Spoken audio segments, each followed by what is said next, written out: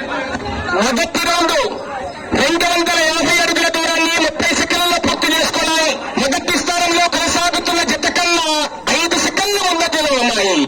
శ్రీ గురప్పస్వామి ఆశీస్సులతో VGVKR బోల్స్ ఒంగోలు విజయ్ కుమార్ రెడ్డి గారు జమ్మలమడుగు మండల కడప జిల్లా జత పోటీలో ఉన్నాయి.